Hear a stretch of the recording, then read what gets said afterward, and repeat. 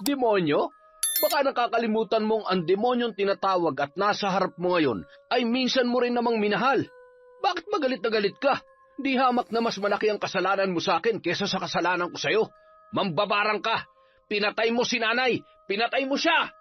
Pagpipiestahan ng mga uod na ito ang mga laman loob mo. Dadami ng dadami ang mga ito. Hihigupin na natitirang lakas sa katawan mo. At ang mga bangaw, walang sawang dadalaw at dadapo sa mga lubak-lubak mong mga sugat. Bilang tulong sa iyong paghilom, gusto kong tahiin ang malalaki mong sugat gamit ang mga alambreng ito.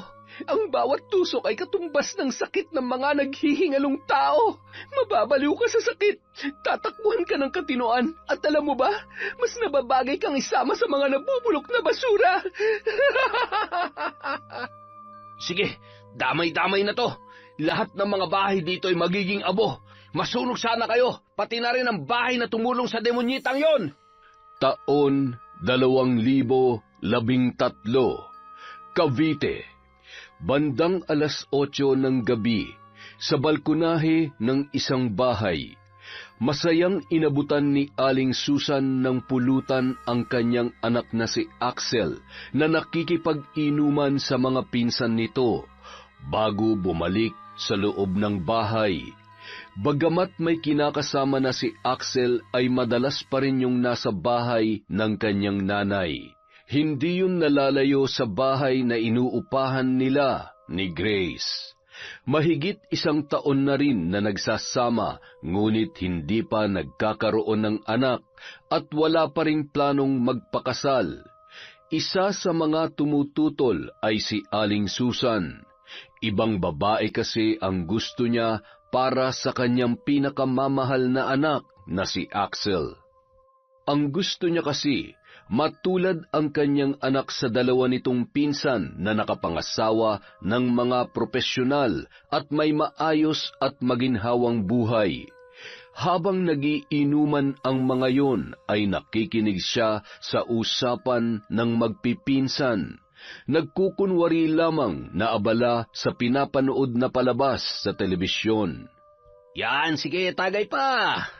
Minsan lang tayo magkaroon ng oras na ganito. Masyado na kayong abala sa mga anak nyo eh. Ganun talaga kapag may asawa na. Wala naman akong choice kundi alagaan ang mga anak namin. Lahat nag-aaral na tapos yung mga gawaing bahay pa. Mararanasan mo rin yan kapag nagkaanak na kayo ni Grace. Oo nga naman. Mahigit 1 taon na rin kayo nagsasama. Ano, kailan niyo plano mag-anak? Abay, bilis-bilisan mo at ikaw na lang tong walang anak sa atin. Bigyan mo naman ng apo si Tia. Hoy, kayong 3 dyan. Ano't parang pinag-uusapan niyo ko? Hayaan niyo lang yung pinsan ninyo. Baka sakaling makapag-isip-isip pa at makahanap pa ng mas maganda at mayaman. Ay, sinanay talaga.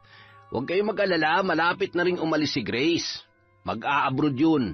Ang totoo, papaalis na siya papuntang Canada. Aba, ayos yan ah. Ilang taon lang pwede ka nang sumunod doon. Sarap buhay. Kaya lang, mahirap din yan. Wala pa kayong anak. Tsaka hindi pa kayo kasal.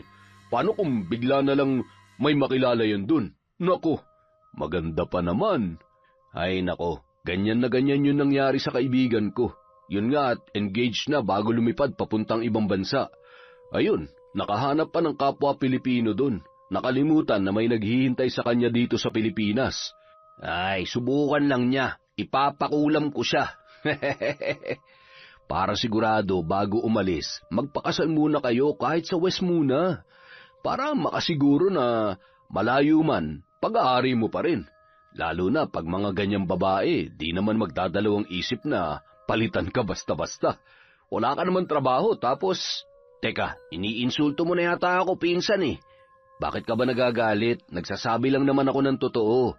Eh wala ka naman talagang... Gago ka. Umalis ka na kung ayaw mo, basagin ko yung pagmumukha mo. Uy, pambira naman kayo. Axel, nag-uusap lang tayo. Bakit naman masyado mainit ang ulo mo? Eh putya isa ka pa. Umuwi ka na nga rin. At kapag hindi ako nakapagpigil, baka basagin ko tong bote ng alak sa pagmumukha ninyo. Uy, tama na yan. Pambihira. Kanina lamang ay nagtatawanan kayo. Ngayon ay gusto nyo na magpatayan. Ay sige na, umuwi na nga lamang kayo. Ay, tiya pagsabihan nyo nga yung anak ninyo. Kaya hanggang ngayon wala pa rin trabaho dahil magaling lang sa pagbabasag ulo. Tse, aba, lintik ka. Napakayabang mo naman. Samantalang pinapakain ka lang din naman ang asawa mo. Yan ang alam nyo. Kahit nasa bahay ako, may negosyo akong inaasikaso. Hindi tulad ng anak mo na hanggang ngayon, kapag walang makain, nanghihingi pa rin sa inyo. Iiwanan ka talaga ni Grace dahil baog ka na nga, batugang ka pa. Abat tarantadon to Huwag na huwag kayo magpapakita sa akin, papatayin ko kayo. Kumalma ka na. Hayaan mo't pasasanbay. Mauungusan mo rin ang mayayabang na yon. Totoo bang narinig ko kanina? Mag-a-abroad ba talaga si Grace? Oo, pero kung dahil sa pag-a-abroad niya magkakasira lang kami. Mabuti pang ano? Hoy, bumalik ka dito. Huwag mo nang pigilan si Grace. Lintik na batang ito. Sa dami ng mamanahin sa akin ay ang pagiging mainitin pa ng ulo. Makapagligpit na nga lang muna. Aba, ay may natira pang alak dito. Sayang naman ito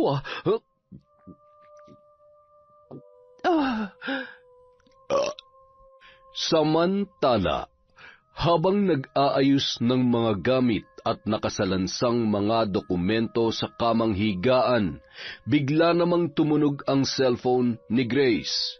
Nakangiti namang sinagot ng babae ang tawag ng kanyang nanay Josie. Nay, napatawag ho kayo. Kumusta ho kayo dyan?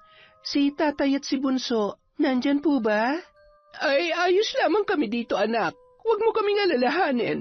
Napatawag ako dahil ikaw ang inaalala ko. Sigurado ka na ba talaga na mag-a-abroad ka? Opo, Nay. Alam niyo naman po, matagal ko nang pinapangarap to. Kapag pinalad ay kukunin ko rin kayo at doon na tayo titira.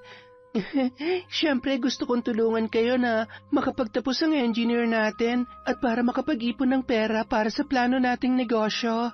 Ay siya, mukhang hindi ka na namin mapipigilan. Basta mag-iingat ka doon, ha? Huwag kalilimutang magdasal. Ay siya nga pala, buti na lang at pumayag naman si Axel. Opo, pumayag po siya. Siyempre, para sa amin din naman po ito. Ay, wala naman pong mangyayari kung... Ay, Nay, nandito na po yata si Axel. Sandali lang po. Tatawag na lang po ulit ako bukas. I love you, Nay. Ikumusta niyo na lamang po ako kay tatay at kay Bunso. Axel, ikaw na ba yan? Nandito ako sa kwarto. Sino bang kausap mo kanina? Ha? Lasing ka ba? Ay, si nanay tumawag ng ngumusta at nagtatanong kung tutuloy daw ba ako. Oh, anong sinabi mo? Siyempre, tutuloy. Sabi niya, buti raw at pumayag ka. Hindi ka naaalis. Iligpit mo na yung mga gamit mo. Kung kinakailangan na araw-araw ako mag-apply sa trabaho hanggang sa matanggap ako, gagawin ko. Basta, wag ka nang umalis. Ano bang sinasabi mo? Nagbibiro ka ba? Papalis na ako sa susunod na linggo tapos biglang aayaw ka? Bahala ka sa buhay mo. Sa ayaw mo sa gusto, aalis ako. Hindi mo ba narinig ang sinabi ko? Ang sabi ko, hindi ka aalis. Dito ka lang. Alam ko naman kung bakit kating-kating kang umalis Kasi, manlalalaki ka doon. Ang kapal na mukha mong sabihin yan. Napakarumi ng isip mo. Sige, pairalin mo yung makitid mong utak. Yung pagsiselos mo na wala naman sa lugar. Hindi dahil nagsasama tayo, pwede mo nang hadlangan ang pangarap ko. Isa pa para sa atin din to. Kaya sa halip na pigilan mo ako, lawakan mo naman yung pangunawa mo. Ah, ganon. Hindi ka pa nga nakakalis, niyayabangan mo na ako Ewan ko lang kung makalis ka pa kapag sinurog ko tong mga... Wag! Ano ba? Bitawan mo nga mga yan. Akin na. Axel, ano ba? Kapag sinabi kong hindi ka aalis, hindi ka aalis. Bitawan mo ako. Hayop ka. Mapapatay kitang buwisit ka. Grace, hindi mo ako matatakasan. Mas gugustuhin ko pa mamatay kaysa sa makasama ka. Hindi ka na nga nakakatulong, may gana ka pang manakit at hadlangan ang pangarap ko. Ang kapal na mukha mo, wala kang kwenta. Nagmamadali niyang dinampot ang isang folder na naglalaman ng mga dokumento at ng kanyang maleta. Nagmamadali niyang inilagay ang kanyang mga damit doon. Nang akmang papaalis na, ay buong lakas na hinila ni Axel ang buhok ng babae, sabay sinakal ng nakatalikod. Axel, bitawan mo ako. Bitawan? Tapos ano, iiwan mo ako? Inuubos mong pasensya ko eh. Akalain mong iiwan mo talaga ako? At ano sabi mo kanina? Ha? Wala akong kwenta? Ngayon, ipaparanas ko sa'yo kung gaano ko kawalang kwentang lalaki. Kinaladkad niya papuntang kusina si Grace habang patuloy sa pagpupumiglas ang babae. Buong lakas na kinagat ni Grace ang kanyang kanang braso, ngunit nanatiling malakas ang pagkakahawak noon sa mahaba niyang buhok. Walang kasing lakas at paulit-ulit na iniumpog sa mesa ang ulo ng babae hanggang sa mawalan yon ng malay. Tumigil lamang si Axel nang makita ang tumutulong dugo sa ulo ng kanyang kinakasama. Napatulala na lamang ang lalaki nang makita na wala ng malay si Grace. Dahan-dahan niya yung binitawan hanggang sa sumalampak sa sahig. Sinapo niya ang ilong noon at tinitigan ang labi na bahagyang nangingitim na. Grace? Grace, gumising ka. Hindi maaari. Hindi ka pwede mamatay. Samantala, habang naglalakad si Aling Susan papalapit sa pinto ng bahay ni na Axel, ay napatigil siya nang marinig niya ang paghagulgol ng kanyang anak. Axel? Axel? Ano nangyari? Ay, Diyos ko! Anong ginawa mo kay Grace? Nay, hindi ko sinasadya. Nadala lang ako ng galit ko. Nay, anong gagawin ko? Dali natin siya sa ospital. Hindi pwede mamatay si Grace, Nay. At tayo kung makulong. Siraulo ka ba? Bakit mo pa dadalhin sa ospital yan? Kapag nabuhay pa yan, siguradong siya mismo magpapakulong sa'yo. Kung ayaw mo mabulok sa bilangguan, gumawa ka na ng paraan para... Alam ko na, sandali lang. Kumalma ka lang at itigil mo nga yung kakaiyak mo. Baka may makarinig pa sa'yo. Tumungo sa kwarto si Aling Susan at nagmamadaling kinuha ang isang malaking itim na maleta, sabay bumalik sa kusina. Anong gagawin mo dyan, Nay? Huwag ka na maraming tanong. Buhatin mo siya at ilagay sa maleta. Ako nang bahala maglinis ng mga dugo rito. Kailangan ko ng suka. Maya-maya kapag wala ng katao-tao, ay magmotor ka. Itapon mo na lamang yan sa malayo dun sa may dump site. Siguradong hindi na mabubuhay yan. Dala ng kalituhan, sinunod na lamang ni Axel ang sinabi ng kanyang ina.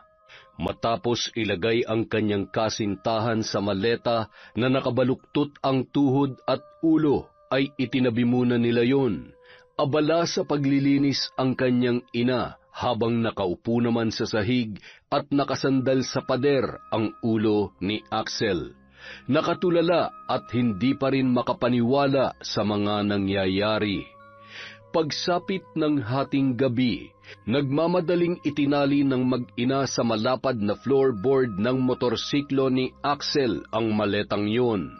Umangkas naman ang kanyang ina upang masigurong madidispatcha ng maayos ang katawan ni Grace. Nandito na tayo. Napakabaho dito. Bilisan mo ng kilos mo at baka may makakita pa sa atin. Hindi ko na kayang amoy. Matapos isama sa mga basurang nakatambak na nakalagay sa mga malalaking itim na garbage bag, ay nagmamadaling pinaarangkada ng mag-ina ang motor papaalis sa nasabing lugar. Nadaanan pa nila ang naglalakad na si Johnny at ang lolo Jojo nito na tulak-tulak ang kanilang kariton. Sinasamahan ni Johnny ang lolo niya mula nung maliit pa lamang siya sa tuwing gabi. Meron din silang sariling talipapa kung saan nagtitinda ng gulay sa tapat ng kanilang bahay ang matanda, habang nag-aaral naman sa kursong business management si Johnny na noon ay nasa ika-4 na taon na. Nakatira ang maglolo sa squatters area malapit sa nasabing dump site. Hinila naman ni Johnny ang kanyang lolo Jojo sa tabi, sabay na tilamsikan sila ng tubig ulan dahil sa mabilis na takbo ng motorsiklo na dumaan sa kanilang tagiliran. Pwe! Ano ba naman at hindi magdahan-dahan ng pagpapatakbo mga yon? Nabasa tuloy ang damit ko. Ay, pambihira naman oo. Hindi ba sila marunong magdahan-dahan? Wala man lamang pakialam kung may masasagasaan na o wala. 2 araw nyo na po kasing suot yan, Lolo. Baka sakaling mamaya pag uwi natin ay gusto nyo ng palitan. Sayang naman. Isang pakete ng fabric softener ang ginamit ko dito, Apo. Hanggat may amoy pa, iyuwag na muna. Hindi ka pa naman pati nagrereklamo at... alam mo naman itong kilikili ko. Pinagpala sa kilikili ng lahat. Walang amoy yan, kahit amoyin mo pa. Ay, si Lolo talaga. Ayaw nyo lang maligo, ang dami nyo pang... Teka, ano yun? Nakikita mo ba yun? Bilisan mo nga. Ang ganda. At bagong-bago pa ito ah. Bakit naman nila itinapon? Malamang sa malamang, may pambili na mas maganda at bago. Ano kaya ang laman nito? Buksan mo nga, Apo. Kung hindi yan damit at malamang ay pera. Isang maletang punong-puno ng... Tao! May patay! Napatakbo na lamang papalayo ang maglolo at naiwan ang kanilang kariton. Nang matauhan ay biglang tumigil sa pagtatatakbo ang matanda na noon ay hingal na. Lintik ang bata ka. Pinatakbo mo ako sa gulat. Sigurado ka bang patay na ngayon? Hindi ko po alam, Lo. May dugo po kasi, kaya baka patay na nga po yun. Naku, baka mapagbintangan pa tayo. Tara na, huwag na lang tayo makialam at baka nagmamasid lamang sa tabi-tabi ang pumatay doon. Pero paano po kung buhay pa yun? Ay, bahala na nga. Uy, saan ka pupunta? Anak naman ng teteng, oo. Umiral na naman ang pagiging superhero ng apo ko. Ay, Diyos ko, mabagay. Nangingilig ang tuhod ko sa nervyos at lintik. Parang naihipa yata ako sa salawala. Agad namang sinundan ng matanda ang kanyang apo pabalik. Habang nakahawak sa balakang ni Johnny ang kanyang lolo, nakita niya kung paano inilabas yon sa maleta at sinapo ang ilong ng babae. Lo, buhay pa siya. Anong gagawin natin dyan? Siguradong delikado ang buhay niya dito. Kapag hindi natin siya tinulungan, baka lalo lamang siya mapahamak. Tinapik ni Johnny ang muka ng babae.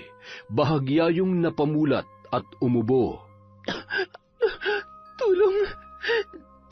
Tulungan niyo ako. Napakahayop naman na may gawa nito. Paano natin siya iuwi? Huwag mo sabihin na ibabalik pa natin siya sa loob ng maleta. Lolo naman, bubuhatin ko na lang po at ilalagay natin dito sa kariton. Teka lang, miss, ha? Kailangan din natin dalhin to maleta at baka makatulong to pagdating ng tamang panahon. Itong makakapagpatunay na isinilid siya dito ng kriminal. Matapos isakay sa kariton, ay pinagtulungan nilang itulak yon pauwi.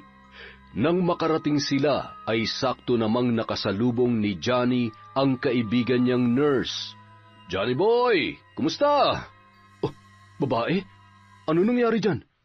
Tulungan mo kami. Ano kasi, nakita namin siya sa dump site. Nasa loob ng maleta. May sugat siya pero buhay pa naman. Nakakaawa eh. Sige, doon na lang sa inyo. Bilisan natin para tumigil ng pagdurugo. Mas maganda kung madadala natin siya sa ospital at kailangan masuri ang ulo niya. Posible malakas ang pagkakabagok at kapag napabayaan, pwede niyang ikamatay yan. Matapos bigyan ng paunang lunas at linisin ang mga sugat, magkakasamang dinala nila yon sa ospital kung saan nagtatrabaho ang kaibigan na nurse ni Johnny. Gamit ang sariling pera mula sa bulsa ng binata at ng lolo nito, ang ginastos nila para sa pagpapaospital ng dalaga.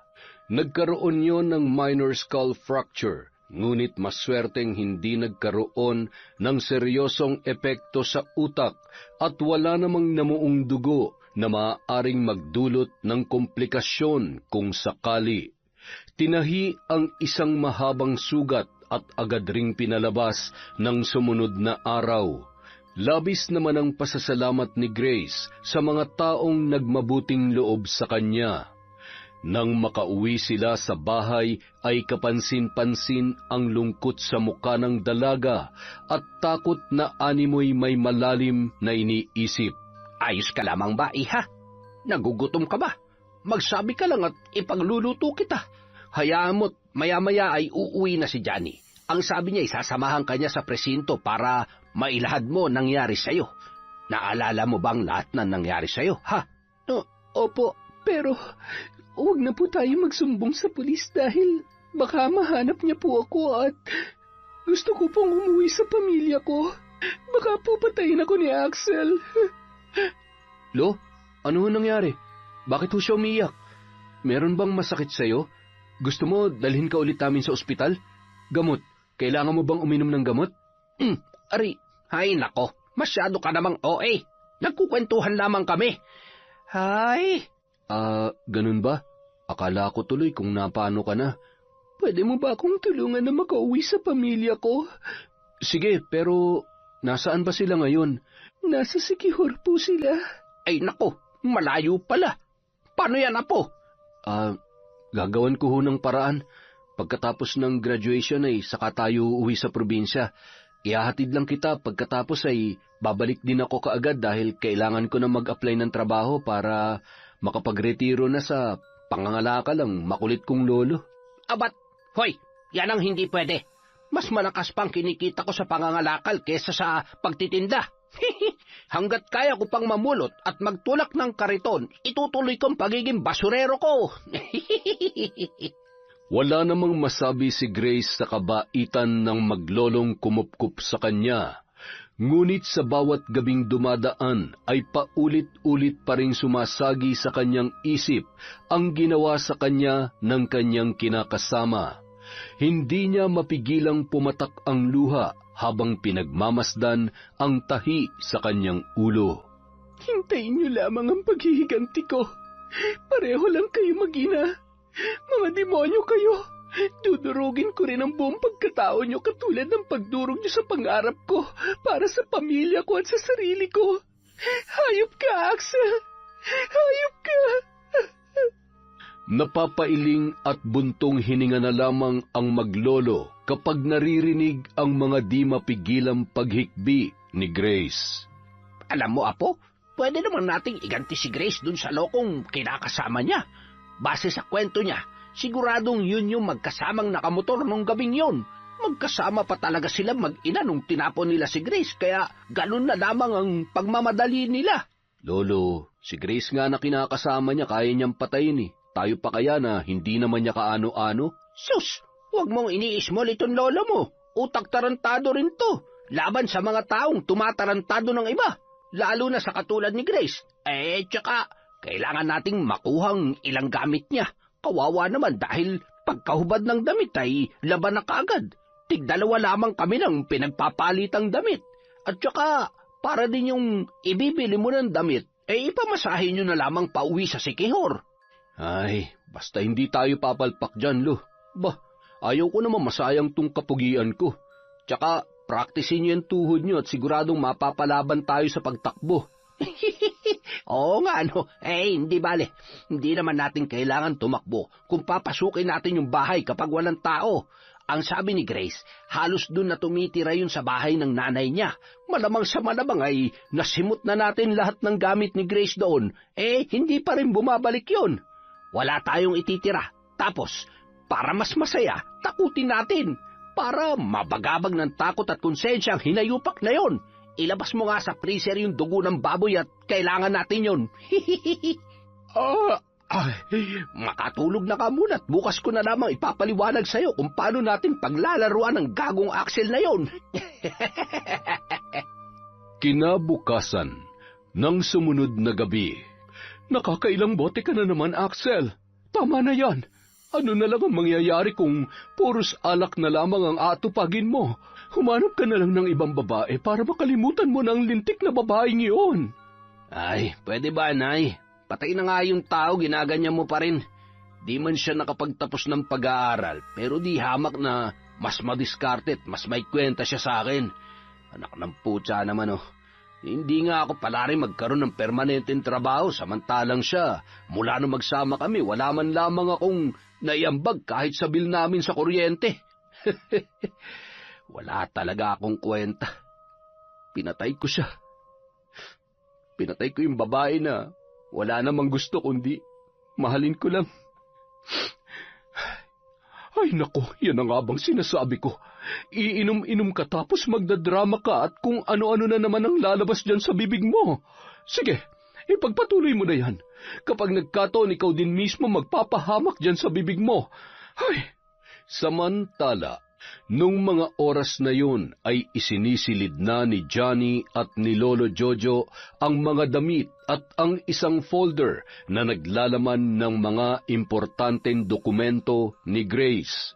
Matapos sa makuha ang mga yon ay ikinalat nila ang dugo ng baboy sa tiles ng bahay, sa kwarto hanggang sa kusina.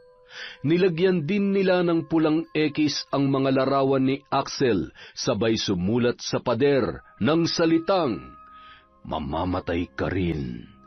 Sakto namang palabas na ang dalawa nang matanawan ang paparating na si Aling Susan na inaalalayan ang kanyang anak na nagpupumilit umuwi sa kanyang inuupahang bahay.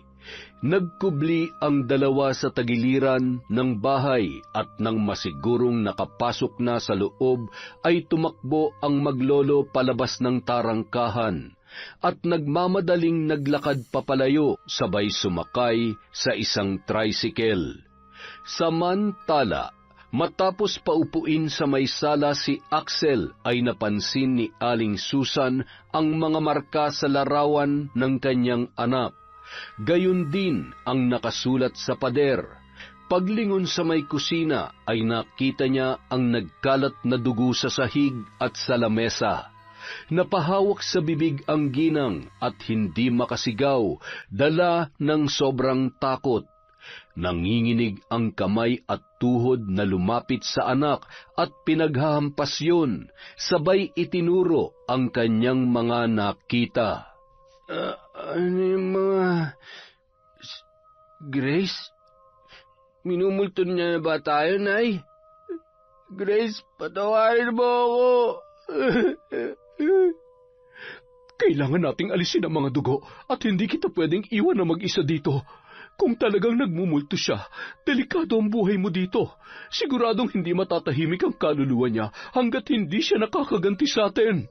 Nagmamadaling tumungo sa kwarto si Axel nang makita niyang nakabukas ang pinto noon. Nadulas pa yun dahil sa nagkalat na dugo sa sahig. Nang bumangon siya ay tumambad ang nagkalat na ilang mga gamit at nakabukas na aparador. Lalo yung nataranta at nanginig sa takot. Nasaan yung mga gamit dito? Nay! Nawawala yung mga gamit ni Grace! Hindi kaya buhay siya. Baka siya may gawa ng lahat ng ito. Nay, umalis na tayo dito. Ayokong makulong. Umalis na tayo bago pa siya magsumbong sa mga pulis. Kumalma ka nga, Axel. Naguguluhan na rin ako. Ay, tulungan mo ko maglinis at lalong magmumukha tayong kriminal kapag iniwan natin sa ganitong kalagayan ang bahay na ito. Isa pa, kapag umalis tayo, magmumukha na tayong guilty. Mag-isip na lang tayo ng paraan kung sakali magsampa siya ng kaso laban sa atin. Wala tayong pera at wala tayong ibang mapupuntahan. Umaasa lang tayo sa buwan ng pensyon ng tatay mo. Sa kabilang banda, nang makababa ng tricycle ang maglolo, ay masayang-masaya ang mga yun na naglakad papunta sa looban kung saan naroroon ang kanilang bahay. Siguradong matutuwa si Grace nito. At siguradong takot naman ang Axel na yun at ang nanay niya sa nakita nila. Ang inaalala ko lang, Lolo, kung maghinala sila na buhay pa si Grace. Ay, tama ba yung ginawa natin? Di mas maganda para naman lalo silang usigin ang konsensya nila. Hindi sila makakatulog sa takot. Alam mo, kung ako kay Grace, ipapakulam ko yung mag-inang yun sa probinsya Ay, nako, si Lolo talaga. Hayaan na natin siya magdesisyon para sa sarili niya. Basta kung ano man maging pasya niya, tutulungan at susuportahan na lang natin siya. Alam mo, Apo, nakakahalata na ako sa iyo, Hindi ko mawari kung concerned citizen ka ba o concerned lover boy na ni Grace. Umamin ka nga. Ikaw ba'y nagkakagusto sa kanya? Ang sakit ng tiyan ko, Lo. Bilisan na natin. Ayan, lalabas na. Ay, pisting utot yan, oo. Amoy nabubulok na basura. Hoy, hintayin mo ako, Johnny Boy! Nang makarating sa bahay ay agad yung dumiretso sa kanilang banyo. Dahil sa mga kalampag ay bumangon naman sa higaan si Grace at sakto namang dating ng hingal na si Lolo Jojo. Lo, galing po kayo sa labas? Bakit po parang hingal na hingal kayo? Ay, bakit nga ba naman kasi ako tumakbo? Siya, nangalakal kami sa bahay ninyo. Nariyan ang mga gamit mo. Ho? Bakit niyo ho ginawa yun? Buti ho hindi kayo nahuli. Paano ho kung malaman niya na buhay pa ako? Lolo naman, ayaw ko hong madamay kayo. Ayaw ko hong masaktan kayo ng dahil lamang sa akin. Ay, iha, huwag ka mag-alala. Kayang-kaya naming ipagtanggol ang sarili namin. At saka, hanggat kasama mo kami ay hindi ka na masasaktan ng lokong yun.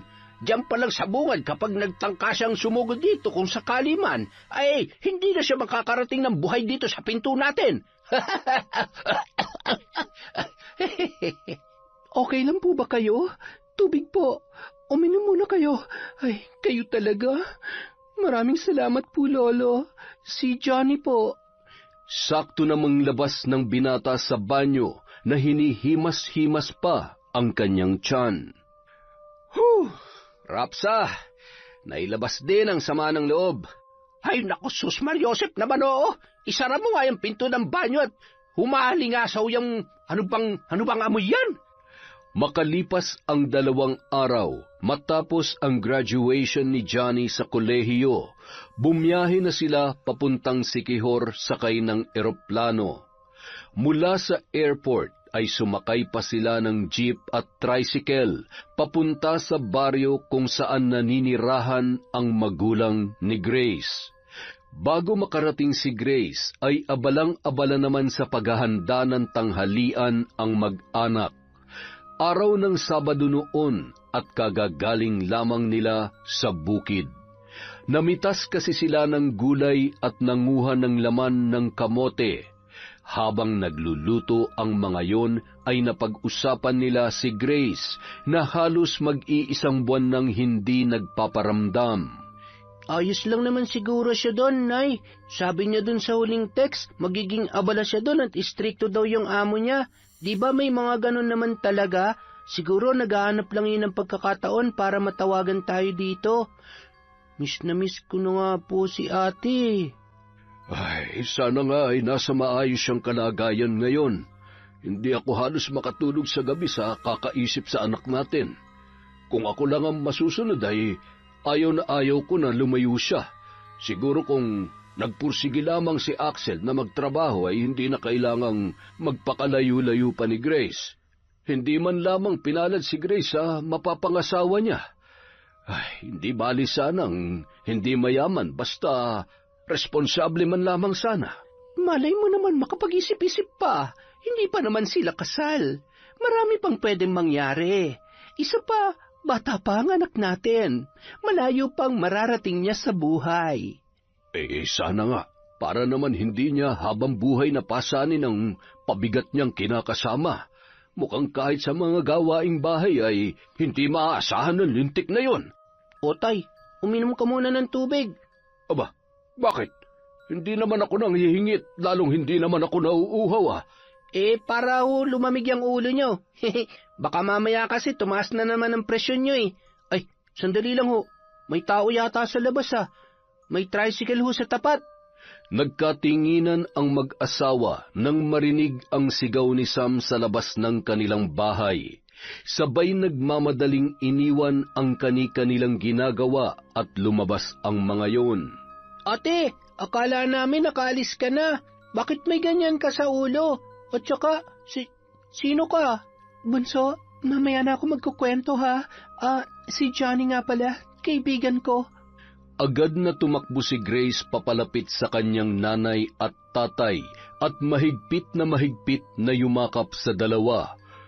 Anong nangyari, anak? Bakit nandito ka? At saka unti-unting tinanggal ni Grace ang talukbong sa kanyang ulo at doon ay napahagulgol ang mag-asawa sa mahabang peklat ng kanilang anak sa ulo na bahagya pa lamang tinutubuan ng buhok. Sino may gawa sa'yo niyan? Si Axel ba? Tay, Nay, muntik niya na po akong mapatay. Kung hindi po dahil kay Johnny at sa lolo niya, siguradong namatay na po ako ng gabing yon. Napakahayop po niya. Sila ng nanay niya. Hindi ko mapapalampas ang ginawa nilang ito. Kailangan nila magbayad sa pananakit nila sa'yo. Buti at ligtas ka, anak. Nang isalaysay ni na Grace at Johnny ang nangyari, ay lalo lamang nanikip ang dibdib ng mag-asawa sa pinagdaanan ng kanilang anak sa kinakasama nitong si Axel, gayon din sa ina nitong si Susan. Pagsapit ng gabi, habang mahimbing nang natutulog ang kanilang bisitang si Johnny at ang mag-amang sina Fernando at Sam, dahan-dahan na bumangon si Aling Josie at Grace. Tumungo sila sa kabilang bahay. Ang lumang bahay na yun ay pagmamay-ari ng kanyang yumaong lolo at lola na magulang ni Aling Josie. Nay, kinakabahan po ako. Huwag kang matakot, anak. Hindi naman dahil may alam ka sa paggamit ng itim na kapangyarihan ay masama ka na. Kung minsan kailangan natin ito para protektahan ang ating sarili at may panlaban tayo sa mga abusadong tao. Kung sakaling dumating ang araw na mag-cruise ulit ang landas nyo ni Axel at ng demonyita niyang ina, gusto ko na sa pagkakataong yon ay kayang-kaya mo na silang labanan. Ay, tama ho kayo, Nay. Wala naman hong masama kung susubukan ko, pero gusto ko po na pagbayaran nila to sa tamang paraan at gagawin ko yan gamit ang itinuro niyo sa aking kaalaman. Nang gabing yon, naging bukas ang puso't isipan ni Grace na aralin at yakapin ang itim na kapangyarihan sa pamamagitan ng pagbigkas ng mga salitang nagpapahiwatig ng buong pusong pagtanggap. Hindi naman nagtataka ang kanyang ina kung paano naging madali ang pagsali ng kaalaman at pag-anib ni Grace sa itim na kapangyarihan dahil sa masakit na pinagdaanan nito. Galit at sakit na namamayani sa puso ng kanyang anak ang magiging susi upang maisakatuparan ang bawat kahilingan at saluubin laban sa itinuturing nitong kalaban at sa kung sino mang gusto niyang biktimahin. Makalipas ang 2 linggo, napag-usapan nilang bumalik muli sa Cavite kasama ang ama ni Grace. Doon ay nakahanda na ang kanilang planong paghihiganti sa mag-ina. Ipinaalam naman ni Grace ang kanyang bagong kaalaman sa kanyang kaibigan na si Johnny. Walang panghuhusga at takot na naramdaman ng binata para kay Grace sa kabila ng kanyang nalaman. Mag-iingat kayo sa biyahe. Sa susunod na bumisita ka rito, Johnny, ay isama mo ang lolo mo. Maraming salamat uli, ha? At saka, huwag mo nang pakakawalan ng anak ko, huwag mong pababayaan yung kaibigan mo. Nako, si nanay, papalis na lang kami't lahat-lahat ay hindi niyo pa rin tinitigilan si Johnny. Kuya Johnny, bumalik ka dito ha. Mamimiss kita. Si Kuya Johnny mo lang? Kami ni tatay hindi? Lumapit ka nga dito at yakapin mo muna si ate. Huwag magpapasaway kay nanay ha. Ingat kayo dito. Nay, aalis na po kami. Nang sumunod na araw, bandang 3:00 ng hapon matapos magpahinga ni Mang Fernando sa kanilang biyahe ay nagpasya yon na puntahan ang bahay ng mag-inang sina Susan at Axel. Pumunta yun sa bahay kung saan dating nakatira sina Axel at Grace sa pag-aakalang nandoon lamang yun. Magandang araw po. Pwede po ba magtanong? Wala na po bang nakatira sa bahay na ito? Hinahanap ko po kasi si Axel, yung kinakasama ni Grace. Si Axel. Nakoy, nandun po sa bahay ng nanay niya. Mula ata nung nag-abroad si Grace ay lumipat na rin siya. Kaano-ano niyo po ba sila? Ako po yung tatay ni Grace. Salamat po. Sige po at tutuloy na po ako. Sige ho. 5 bahay po mula dito. Yung may pulang tarangkahan. Dumiretso na sa nakabukas na tarangkahan si Mang Fernando. Saradong-sarado ang pinto, kaya naman 3 beses niyang kinatok yun ng malakas. Nang buksan ni Axel ang pintuan ay namutla ang lalaki na parang papel, sabay na palunok ng laway nang makita ang tatay ni Grace. Tay, anong ginagawa niyo dito? Mano po pala? Hindi ba pwedeng dumalaw para mangumusta? Bakit ba parang gulat na gulat at nalalamig ang kamay mo? May sakit ka ba? Ay, pasensya na po. Medyo masama lang ang pakiramdam ko. Tuloy po kayo. Nay, may bisita ho tayo. Nandito si Tatay Fernando. Tatay ho ni Grace. Ano? Ay, lintik. Anong ginagawa niya dito? May alam na ba siya? Baka may mga kasama na siyang... Magandang umaga, Balae. Sa wakas ay nagkita rin tayo. Hindi ka na isama nun ni na Grace at Axel nung nagbakasyon sila sa probinsya. Ay, oo, Balae. Buti at napadalaw ka. May iba ka bang sadya dito sa Cavite? Oo. May pupuntahan akong kaibigan pagkagaling ko rito. Sinadya ko lamang kayo kasi may itatanong sana ako tungkol kay Grace. Ay, ano ho yun, Tay? Tumawag na ba siya sa inyo? Alam mo kasi... Nag-aalala kami dahil mahigit 1 buwan nang wala man lamang paramdam. Nung huli niyang text ay sabi niya nasa ibang bansa na raw siya at mahigpit ang mga amo niya. Kaya naman hindi kami mapakali mag-asawa sa pag-aalala. Gusto man sana kitang tawagan ay wala ka namang cellphone number sa amin para makontak ka man lamang. May balita ba kayo sa kanya? Nakalis nga ba siya ng bansa? Tumatawag ba siya sa inyo?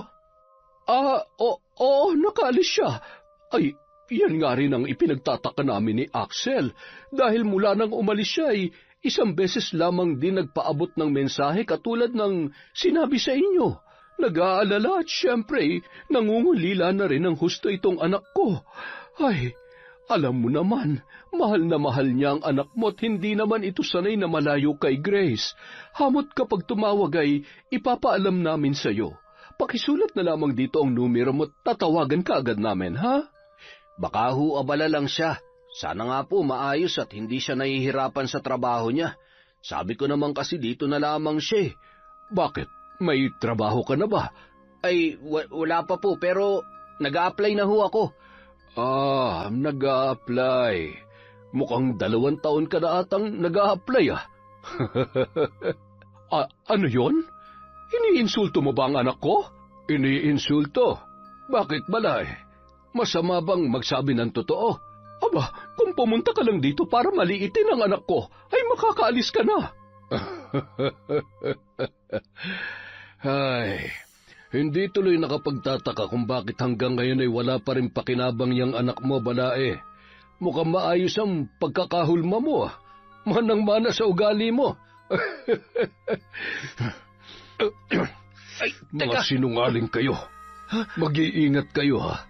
Sa susunod, kapag magsisinungaling kayo, galingan nyo. Huwag nyo na rin subukan takasan ang mga kasalanan nyo. Dahil siguradong mas mahirap pa sa buhay sa loob ng rehas ang pagdaraanan ninyo. Pagbabayaran yung ginawa nyo sa anak ko. Hindi makapagsalita ang mag-ina sa mga salitang binitiwan ni Fernando bago tuluyang umalis sa bahay ng mga yon. Nang makita ni Aling Susan ang dumudugong bibig ng kanyang anak, ay doon lamang yon natauhan. Anak, ayos ka lang? Masakit ba? Ay, ano nangyayari? Paanong nabuhay pa ang babaeng yun? Hindi ba't wala na siyang buhay nang isilid natin sa maleta? Hindi ko alam, Nay. Basta ang alam ko, natataranta na ako nung gabing yun. Nay, makukulong po ba ako? Hindi ka makukulong, anak. Kung kinakailangan kong akuin ang lahat ng kasalanan mo para protektahan ka, gagawin ko. Huwag ka na matakot, ha? Mahal na mahal ka ni nanay. Tahan na. Kinagabihan. Nay, saan po kayo pupunta? Dito lamang, anak. Maglalaro lamang si nanay. Alam mo na yon. Sige po, nanay. Ingat ho kayo at huwag magpapahalata sa kapitbahay. Baka mamaya ay maging laman pa kayo ng tsismis. Kilala niyo naman ang ilan sa kapitbahay natin. Nagbabantay-bantay at naghahanap lang ng mapag-uusapan. tingnan mo nga nung umuwi si ate, naitsismis na agad. Ang sabi, bago na naman daw ang asawa. Si Kuya Johnny ata ang tinutukoy nila. Ay, Hayaan mo na. Hindi naman nabago yan sa kanila. Huwag lamang na masasaktuhan na ako mismo makarinig sa kanila at paiiksiin ko ang mga dila nila. Oh, sige na, matulog ka na. Pagdating sa kabilang bahay, kung saan naroroon ang mga gamit, ay paisa-isa niyang inilapag ang mga kagamitan niya sa pambabarang. Pasipul-sipul pa yun habang sinisindihan ang uling na nasa isang lumang kaserola. Hinintay niya magningas yon habang sinisindihan ang 7 kandila na kulay itim. Nakangising dinampot ang kalawanging alambre at hinawakan yon kasabay ng isang manikang kulay na luma ng puti. Sa ulo ng manikang yon ay may nakasuot na mga maliliit at malaking karayom. Sa may bandang tiyan naman ay may hiwa yun kung saan ilalagay niya ang anumang insekto na maiisip niyang ilagay doon.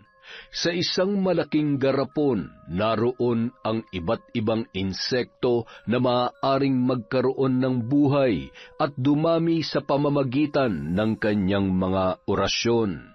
Nang magsimulang mag-usal ng dasal, kasabay ng malakas na ihip ng hangin at enerhiya na bumabalot sa loob ng bahay, inilulublob ang alambre sa nagbabagang uling at itinutusok sa bibig ng hawak niyang manika. Ang marahas mong sinungaling na bibig ay dapat tinatahi ng nagbabagang alambreng ito. Mamaya na nga. Mas maigi siguro kung hahalukayin ko muna yung bibig mo na parang may tumatakbong kabayo at sinisilaban ng apoy katulad nito. At yung mata mo na nagbubulag-bulagan sa bawat pagkakamali ng anak mo, dapat dyan tinutusok ng tinik, ng karayom at lagyan ng mga itlog ng bangaw hanggang sa maging uod at tuluyan ka ng mabulag na lintik ka. Wala kang kwentang ina, kaya humaba ang sungay ng anak mo dahil sa maling pamamaraan ng pagpapalaki mo. Irresponsabling nanay at nagpapalaki ng demonyo. Magdusa ka! Magdusa ka! Nanggigigil talaga ako sa'yo!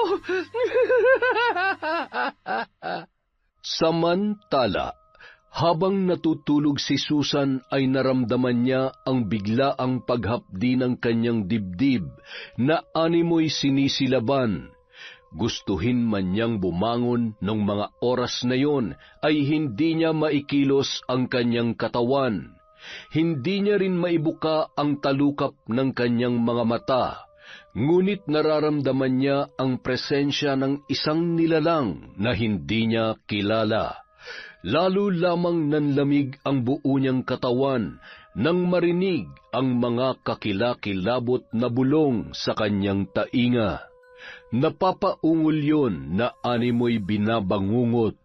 Maya-maya naramdaman niya na tila hinihiwa ang kanyang tiyan at ang paggapang ng mga insektong hindi niya man makita kung ano, ay ramdam niya ang mga matatalas na paa.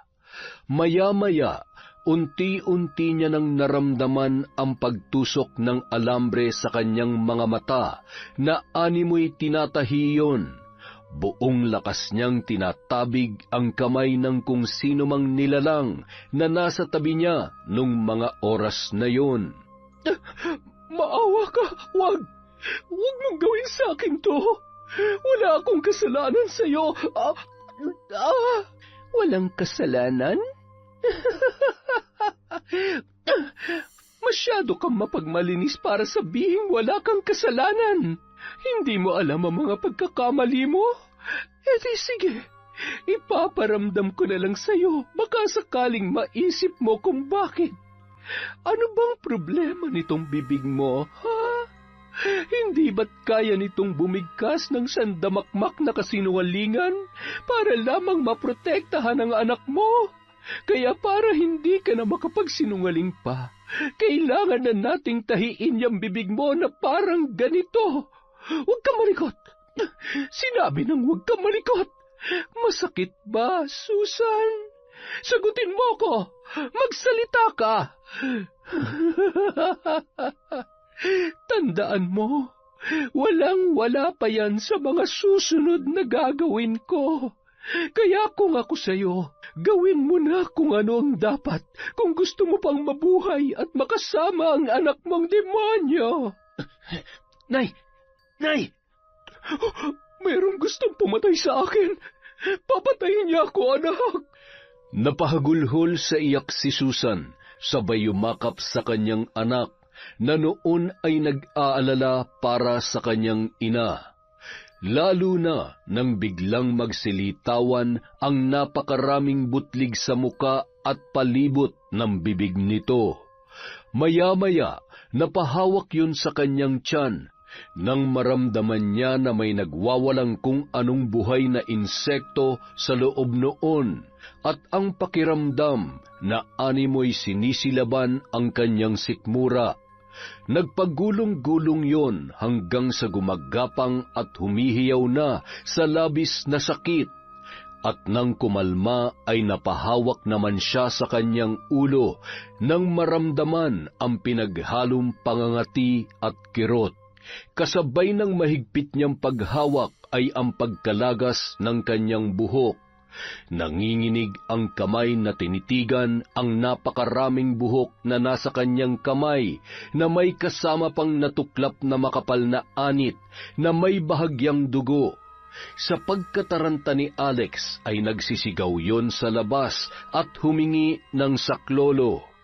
Isang matandang lalaki ang nakita niya doon na nagdadampot ng mga lata at plastik sa basurahan sa labas ng mga kabahayan ang lumapit sa kanya. Ang iba naman ay sumilip lamang at bumalik na sa kanilang higaan.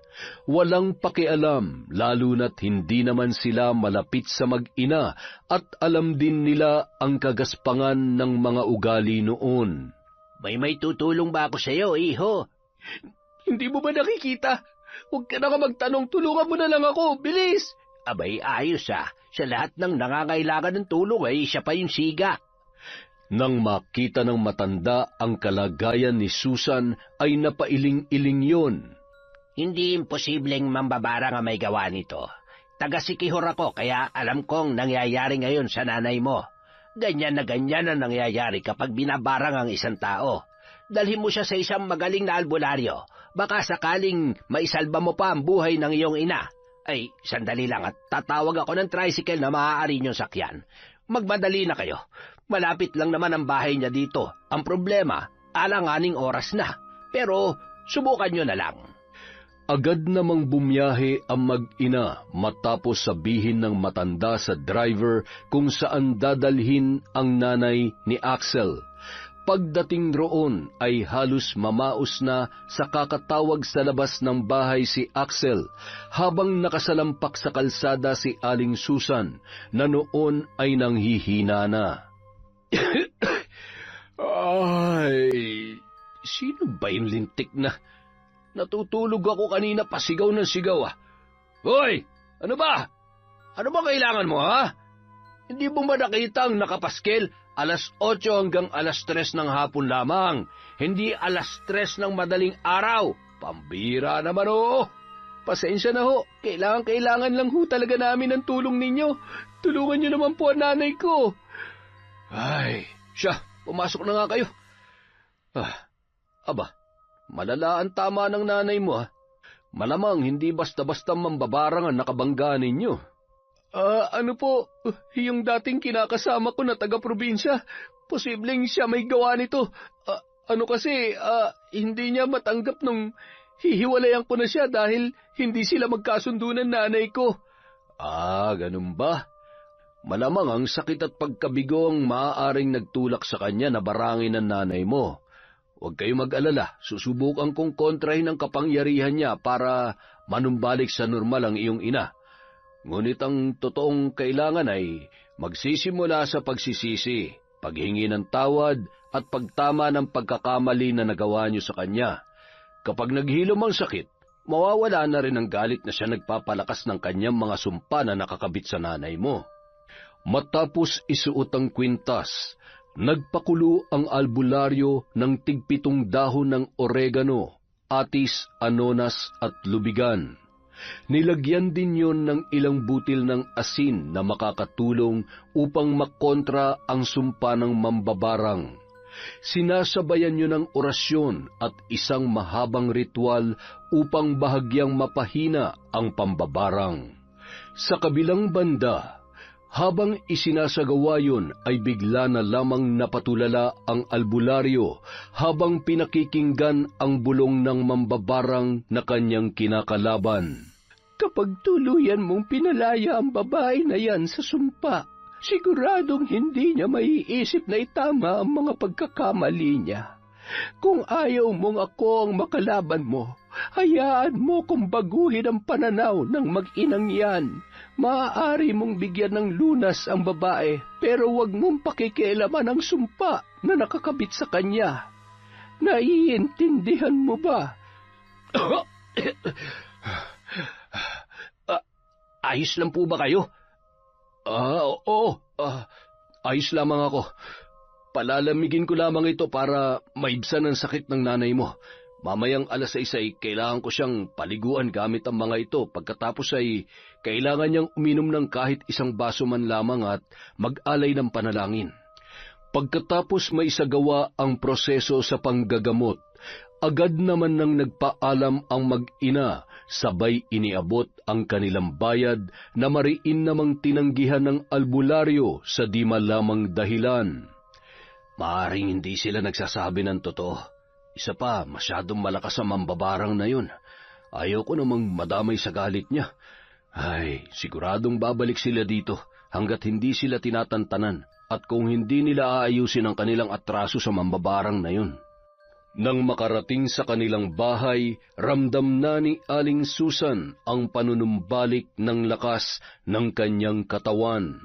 Kung talagang buhay ang Grace na yon, at siya nga may gawa nito sa akin, siguradong hindi niya tayo titigilan. Nay, sa tingin ko, kailangan ko nang sumuko sa mga pulis. Diba sabi ng albularyo, kailangan nating itama kung anumang pagkakamali ang ginawa natin sa kanya. Kung kinakailangan na humingi ako ng tawad, makulong at kung pwede, ako na lang ang barangin niya. Ako naman talaga may kasalanan eh. Ako nagtangkang pumatay sa kanya. Nasisiraan ka na ba ng bait? Hindi mo pwedeng gawin yan. Humingi ng tawad? Pwede pa, pero ang makulong ka, hindi. Hindi ako makakapayag, anak. Ano na lamang ang mangyayari sa'yo kapag nakulong ka? Gusto mo bang mabugbog at tawaging kriminal? Pero yun naman ang totoo na eh. Paano kung hindi lang yan ang gawin niya sa'yo? Paano kung pati ako? Makinig ka sa akin, anak. Marami ka pang pwedeng gawin sa buhay mo. Ako, matanda na ako at kahit makulong ako o di kaya'y mamatay, ayos na ako.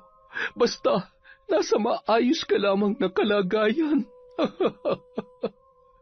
Noong araw ding yon, sa kabila ng kanyang kondisyon, ay isinuko ni Susan ang kanyang sarili sa mga kapulisan. Inako niya ang kasalanan ng kanyang anak upang masigurong mapapawalang sala yun. Sakto namang may naisampa ng reklamo si Grace laban sa dating kinakasama nitong si Axel at sa nanay nito na si Aling Susan. Lingid sa kaalaman ng kanyang anak na si Axel, pinusasan nila si Aling Susan. Hinintay ng mga kapulisan si Grace at ang tatay nito bago yon tuluyang maikulong. Anong kalokohan ito? Nasaan ang anak mo? Dapat kasama mo siya mabulok sa kulungan. Grace, nakikiusap ako. Huwag mo nang idamay sa galit mo ang anak ko. Bigyan mo pa siya ng pagkakataon na mamuhay ng malaya. Kasalanan ko ang lahat. Nakakuyom ang kamay ni Grace habang isinasalaysay ni Aling Susan ang mga ginawa niya ng gabing yun para maging inosente si Axel. Hindi na magbabago ang anak mo dahil ikaw mismong dahilan. Kung ano man siya ngayon, yan ba talaga ang gusto mo? Saluhin ang lahat? Sige, pagbibigyan kita. Tingnan na lang natin kung mapoprotektahan mo pang anak mo kapag nakakulong ka na sa rehas. Tutal nagpapakabuti kang ina. Sige, mamang pulis, sige na po. Ikulong niyo na ang kriminal na yan. Sandali lang, Grace. Alam kong may kinalaman ka sa nangyayari sa akin. Binabarang mo ko, hindi ba? Nakikiusap ako. Wag na wag mong gagawin to kay Axel. Wala ka sa lugar para utusan ako sa kung anong dapat kong gawin sa'yo. Pero sa totoo lang, wala naman akong ginagawa sa'yo maliban sa reklamong inihain ko. Kaya wag mo akong pagbibintangan para malaman mo dahil sa ginagawa mo. Siguro nga panahon na para isakamay ko na lamang ang pagpaparusa sa anak mong gago. Tama na yan. Sige na, ikulong nyo na yan. Nang makauwi sa bahay nila Johnny, nababakas sa mukha ni Mang Fernando ang pagkabalisa. Siguradong hindi alam ni Axel ang ginawa ng nanay niya. At kapag nalaman niya na nakakulong ang ina niya ay hindi rin siya mapapalagay.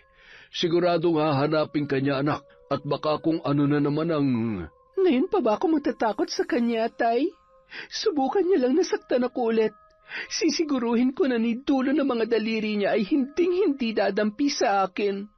Nang malaman naman ni Aling Josie ang nangyari, ay lalo lamang nang galaiti yon sa sobrang pagkadismaya sa naging desisyon ni Aling Susan para sa kanyang anak.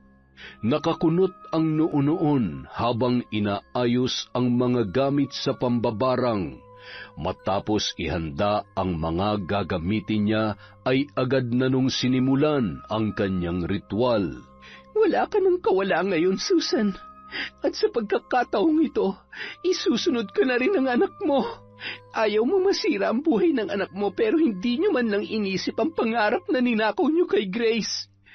Lintik lang ang walang ganti. Magsama kayo hanggang sa kasulok-sulukan ng impyerno. Samantala, habang humihikbi si Susan at hindi maalis ang pag-aalala para sa kanyang anak, bigla na lang yung napahawak sa kanyang tiyan.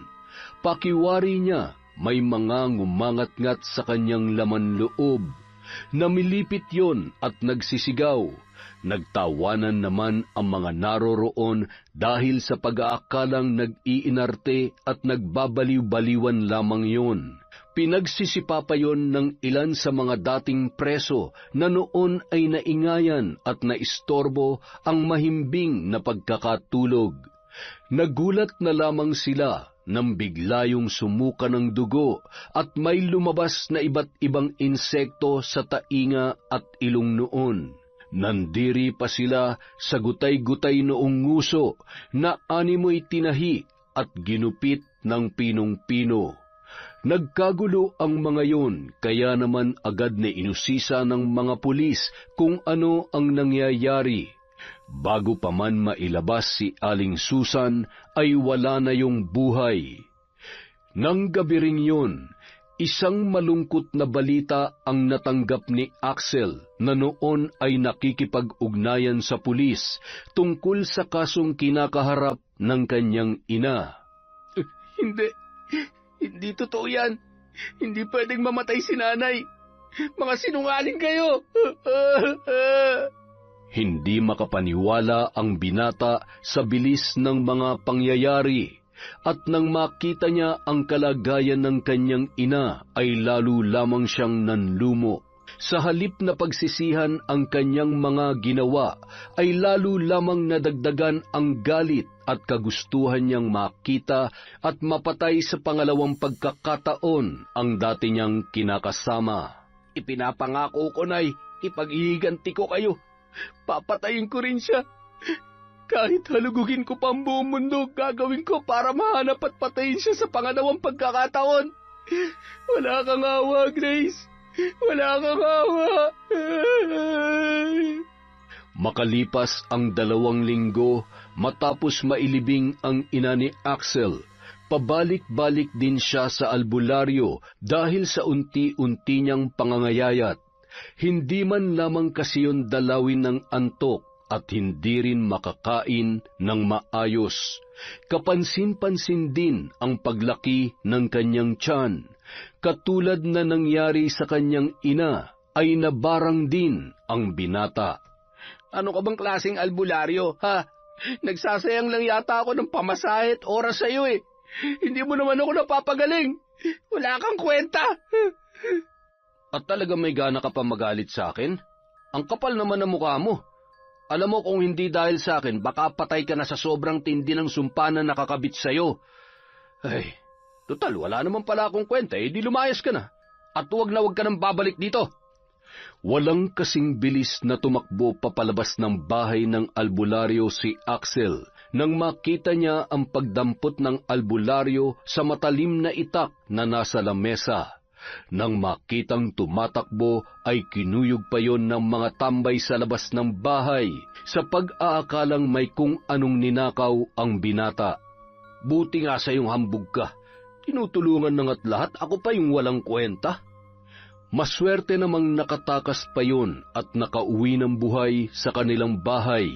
Maraming natamong pasa sa muka at pananakit ng buong katawan.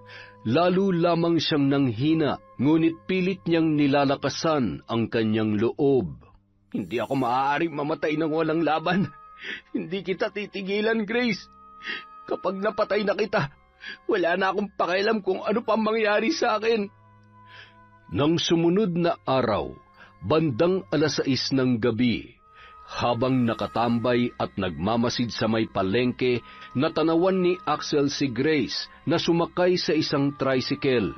Sinundan niya yon at patawa-tawa pa nang mapansin kung saan yun pupunta.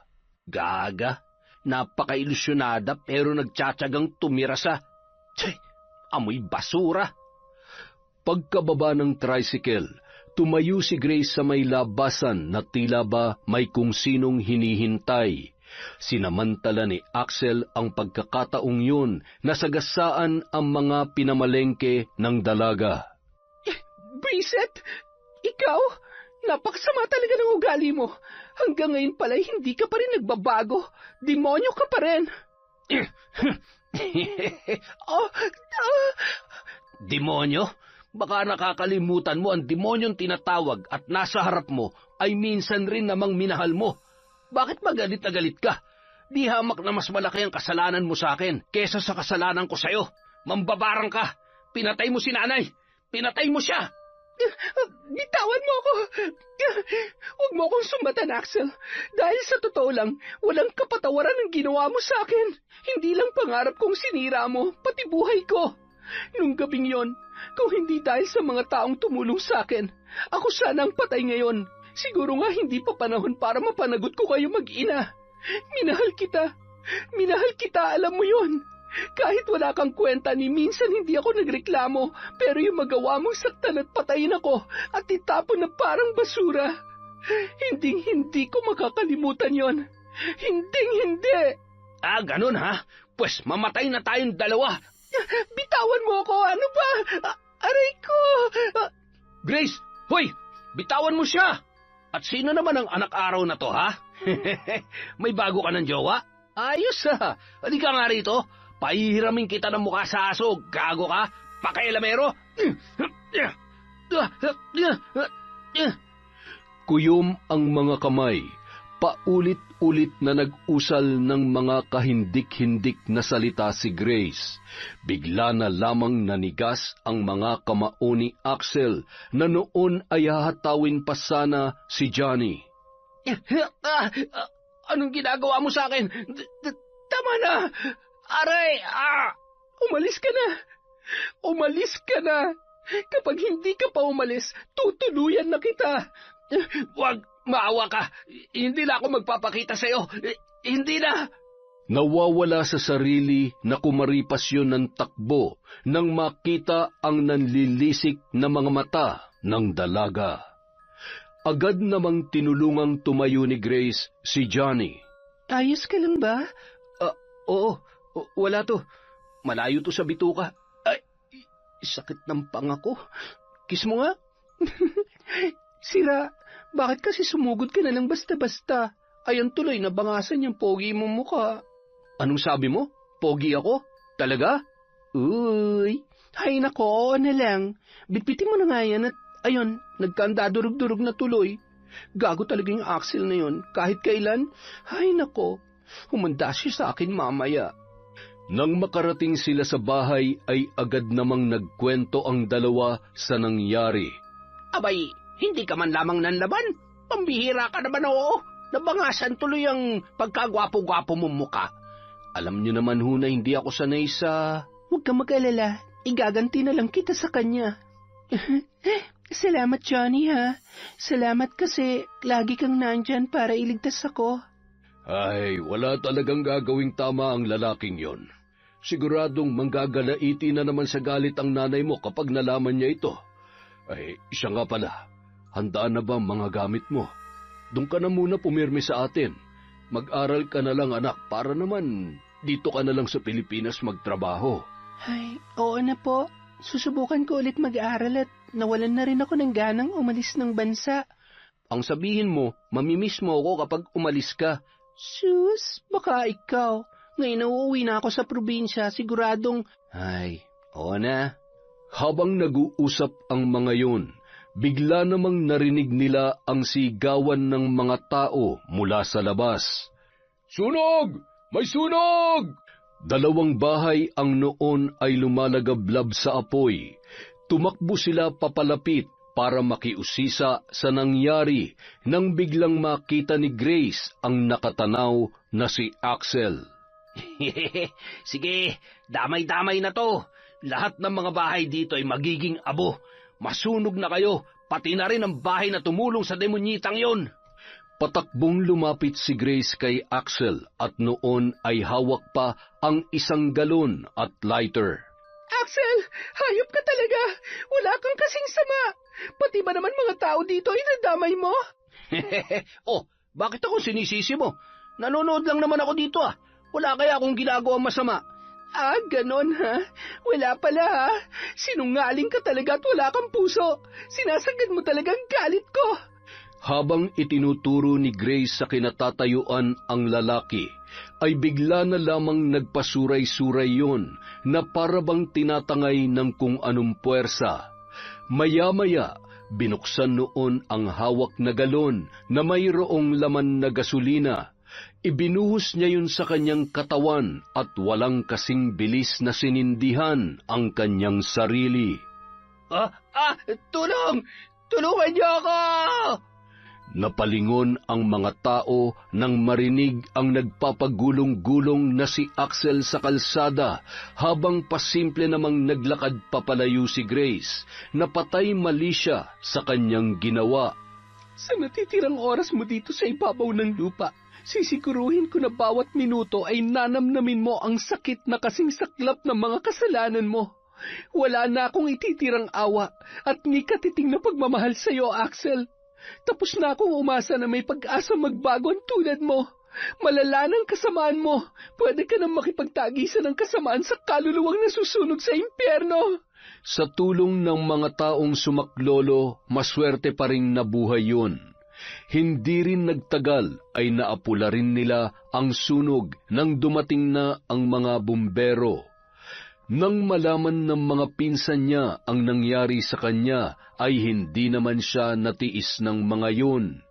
Yun ang gumastos sa ospital hanggang sa makalabas ay hindi siya pinabayaan. Bakit niyo ba ako tinutulungan? Bakit hindi niyo na lang ako pinabayaan mamatay sa ospital na yun? Kesa naman ganito ang kalagayan ko ngayon. Kalimutan mo na mga naging alitan natin noon. Magpagaling ka. Peklat lang ang mga yan. Hindi naman magiging hadlang yan kung gusto mo talagang ayusin ang sarili mo. Kung ano-ano kasing kalokohan ang inaatupag mo eh. Pambihira, nawala na si Tia para lang maayos yung buhay mo. Kahit alam naman namin na hindi naman talaga siya may kasalanan kay Grace. Hindi ka ba nakukonsensya? Maawa ka naman sa sarili mo. At isipin mo ang sakripisyo ng nanay mo para lang kung nandito ka para pangaralan ako, tumigil ka na. Kasi kahit hindi pa magaling ang mga sugat ko, kayang-kaya kong bangasan yung pagmumukha mo. Ay, yan ang problema sa iyo eh. Lagi mo na lang pinapairal ang init ng ulo mo. Manahimik ka! Hindi pa ba sapat na kinakarma na ako? Na, tama kayo, wala akong kwenta. Kasalanan ko lahat ng to, pero naging mas miserable ang buhay ko dahil sa mambabarang na yun. Ano? Mambabarang? Ano yun? Huwag ka nga nagpapatawa. Ay, ano bang gusto mong kainin at ipagluluto kita? Hindi yung ganyan. Bakit ka ba tumatawa? Totoo ang sinasabi ko. Totoo ang mambabarang. Mambabarang si Grace. Siyang pumatay kay nanay at siya rin ang dahilan ng lahat ng mga kamalasan ko ngayon. Insan, mukhang kailangan na natin itong patingnan sa ano. Ano? Iniisip niyo ba na babaliw na ako? Bakit ba ayaw niyo maniwala sa akin? Papatayin ko kayo eh. Papatayin ako ni Grace. Mambabarang yon. 3 araw na ang nakalipas mula nang makauwi sina Mang Fernando at Grace sa probinsya. Nang gabing yon ay tinungo ni Grace at Aling Josie ang lumang bahay upang isagawa ang ritual na kanilang pagtutulungan upang masigurong maisasagawa nila ng matagumpay ang pambabarang. Alam mo anak, kahit ano pang pagpapasakit natin sa lalaking yon, mukhang imposible ng matauhan yon. Natural na ipinanganak at pinalaki na maitim ang budhi at buto. Hindi ko malaman kung paanong nagustuhan mo yon.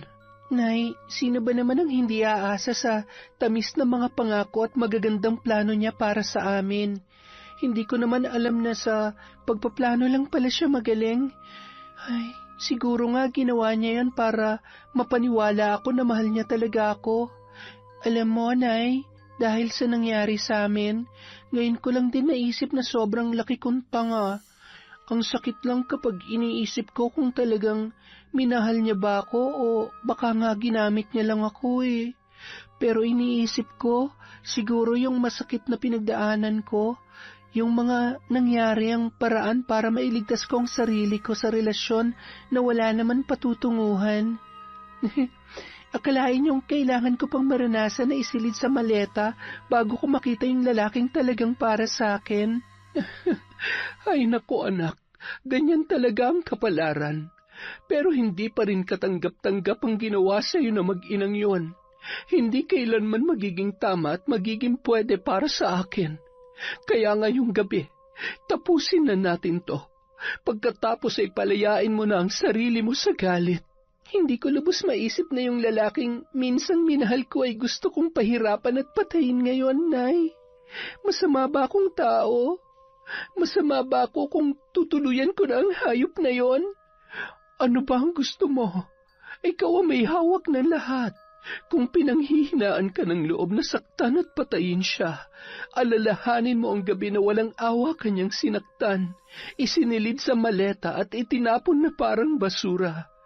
Tatagan mo ang loob mo at ang galit na natitira dyan sa puso mo ang tutulong sa iyo para tapusin siya. Pinahid ni Grace ang kanyang mga luha, sabay tumango, umupo sa sahig at inihilera ang mga bagay na gagamitin niya sa pambabarang. Matapos sindihan ang 3 kandilang itim, isinilid ni Grace ang mga matatalim na bagay sa kaserolang may nagbabagang apoy. Gayun din ay kinuha niya ang isang garapon na may iba't ibang insekto. Kinuha niya ang isang mataba na kulay puting uod, pati na rin ang isang bangaw. Inilagay niya yon sa kanyang palad na walang buhay. Patuloy sila sa pagbigkas ng mga kakaibang salita hanggang sa hipan ni Grace ang kanyang kamay at gumalaw ang mga insekto. Pagpipiestahan ng uod na ito ang laman loob mo. Dadami ito ng dadami. Hihigupin ang natitirang lakas sa katawan mo. At ang mga bangaw ang walang sawang dadalaw at dadapo sa mga lubak-lubak mong mga sugat. Bilang tulong sa iyong paghilom, gusto kong tahiin ang malalaki mong sugat sa buo mong katawan gamit ang alambreng ito. Ang bawat tusok ay katumbas ng sakit ng mga naghihingalong tao. Mababaliw ka sa sakit. Tatakbuhan ka ng katinuan at alam mo ba, mas nababagay kang isama sa mga nabubulok na basura. Samantala, Wag! Tigilan mo na ako! Tama na!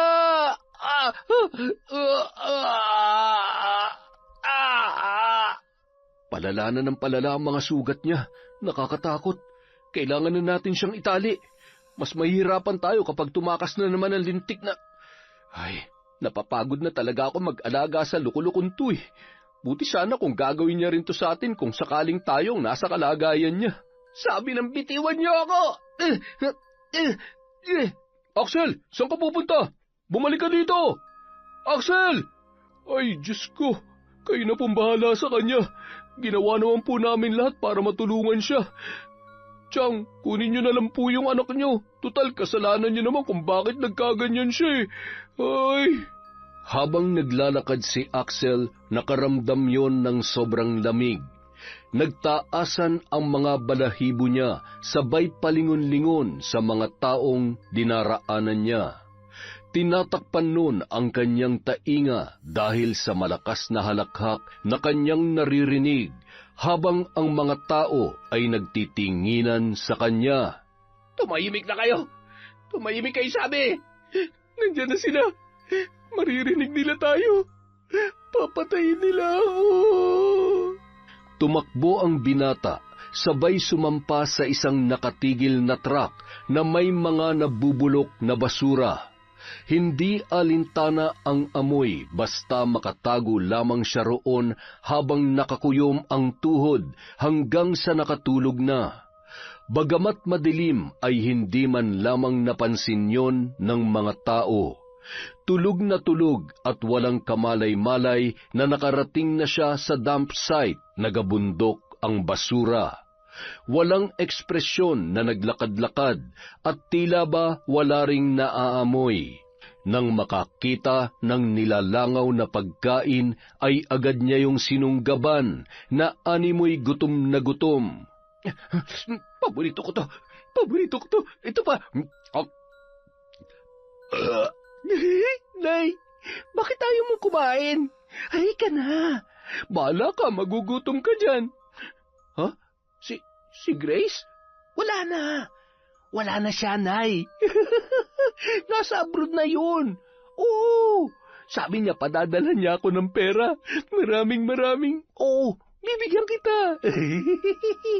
Sandali lang, Nay, ha. Uubusin ko lang to, ha. Ang sarap eh. Habang kumakain, bigla yung namilipit dahil sa sakit ng tiyan.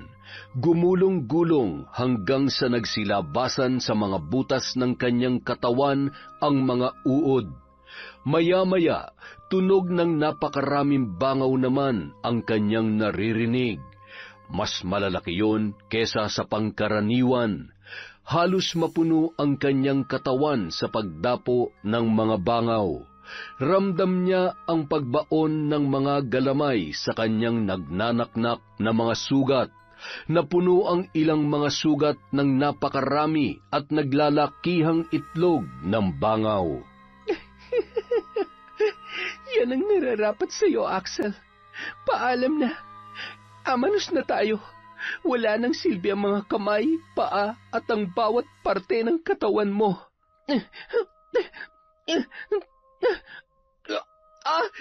Tama na, Rico. Pagod na ako. Patawarin mo na ako. Ayoko na.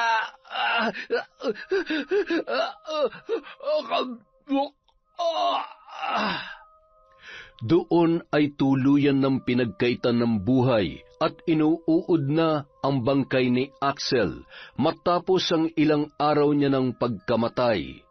Kamatayan ang naging bunga ng kanyang pagmamalupit sa taong minsang nagpahalaga sa kanya at nagmahal. Kamatayan na kabayaran na mas piniling ipagpatuloy ang kasamaan kesa itama ang kanyang kamalian. Makalipas ang 3 taon, umuwi si Johnny sa Siquijor at ang kanyang lolo Jojo. Hindi para magbakasyon, kundi para hingin ang kamay ni Grace sa mga magulang nito. Alam mo namang malakas ka sa amin at alam ko na mahal mo ang anak ko. Kaya oo, payag na payag kami mag-asawa na magpakasal na kayo. Ang akin naman ay, siguruhin mo lamang na iingatan at aalagaan mo ang anak namin. Dahil kung hindi, baka ikaw ang sumunod naming barangin. Yon, isa na naman pong magandang kwento. Maraming salamat po sa pagtsatsaga sa pakikinig sa kwentong Enteng. Dahil dyan, meron tayong shout-out. Simulan natin kay Roy Vlog TV. Hello po kay Kurt Mina, kay Yam Duka, kay Cherry Mukbang, kay Len TV. Hi kay Jappy Portes, kay Virginia Belay. Hi kay Gina Lynn at sa Sibayan family from Pangasinan. Hello po kay Charlene Gumansing, kay Miss Maura. Hi kay Shibuya Minami, kay Adoracion Espiritu. Shout out kay Mel Santa Maria, kay Ruma Gamad. Hello po kay Christopher Almario, kay Heli Gumban from Dasma, Cavite. Hi kay Mukbanger 21 Mix. Hello kay Rowena Felipe. Hello po kay M. Rose Strong of Win, Kuwait. Hi kay Vicky Abut, kay Chona Bainosa, kay RV Chong at sa Maribel family from Bataan. Hello din po kay Lydia Lopez. Hi kay Lady Dam. Hello kay Rosita Orenis from Qatar. Kay Rosette Ersando. Hi sa iyo, Rosette. Kay Jasmine Castillo. Kay Emelita from Taguig. Hello din po kay Al San Jose. Shout out kay Maribel Santiago, kay Krill Balayas, kay Ruben Cipres, kay Chander de Guzman from South Korea, kay Ednalyn Tupas at kay Christine Angel Ann. Hello po kay Ella Heda. Shout out din po kay Elvira Malakas and family, kay Lagawang Shaw TV. Hello kay Cola Lona. Hi kay Rai at sa Galedo family from Cabuyao, Laguna. Hello po kay Merly Akunin, kay Monica at Ryzen Nieves. Hello kay Erica Ember, kay Ahmed Panigel at kay Bernadette Arcalas. Para po sa mga hindi natin na shoutout ngayon, marami pa po tayong videos na i-upload. Ililista po natin ang mga pangalan nyo at maraming salamat mula sa Kwentong Enteng.